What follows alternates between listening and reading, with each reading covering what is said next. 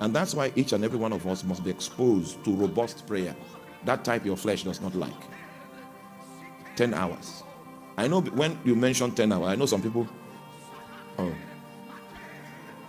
But anyone that becomes foolish enough to be part of the 10-hour prayer, something will happen to you.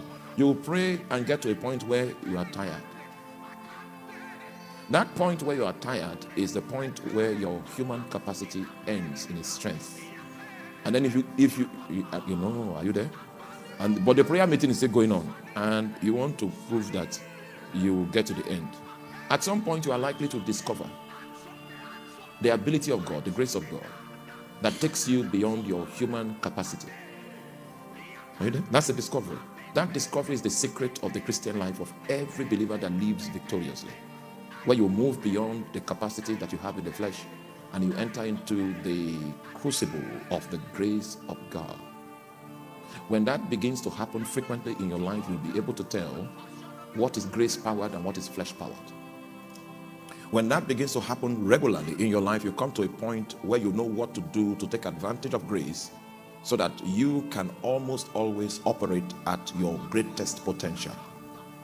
But the Bible says that God is able to make all grace abound, so that ye, having all sufficiency in all things, might abound unto every good work. Exactly. I'm still trying to provide context for my testimony. So Jesus, instead of rejoicing that there was an 82% increase in the number of missionary manpower, he expressed a lamentation when he looked upon the size of the field and gave us the first prayer point in his ministry. And what was it?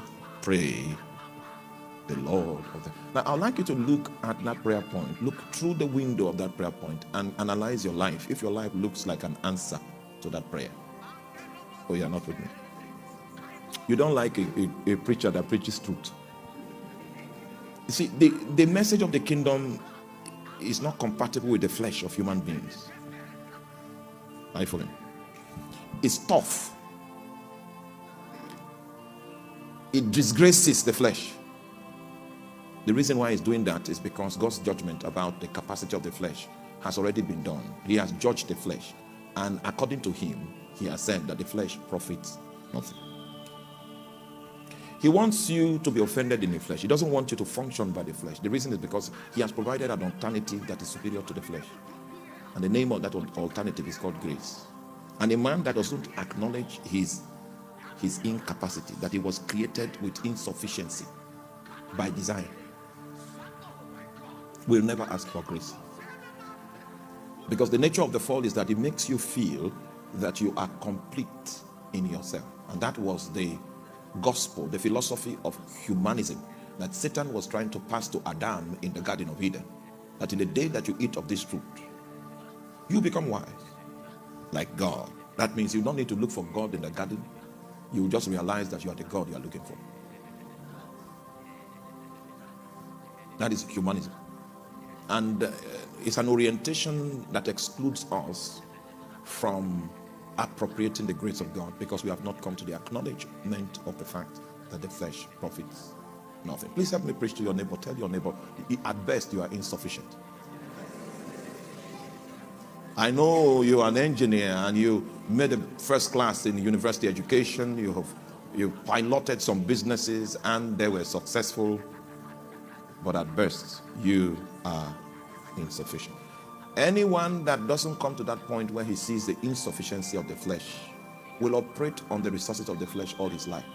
One of the theaters where the insufficiency of your flesh is revealed to you in a stark, naked form is prayer. Prayer is a good thing.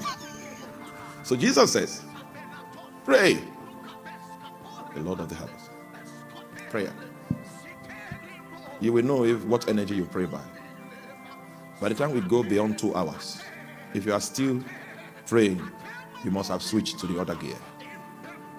So prayer is the place to make a discovery on the limitations of human capacity and the superiority of the grace of God, the enabling of the Spirit. You know, the Bible says that we are able ministers of the new covenant. Able. Able becomes the result that finds expression when you find an appropriate grace and your life is powered by divine energy.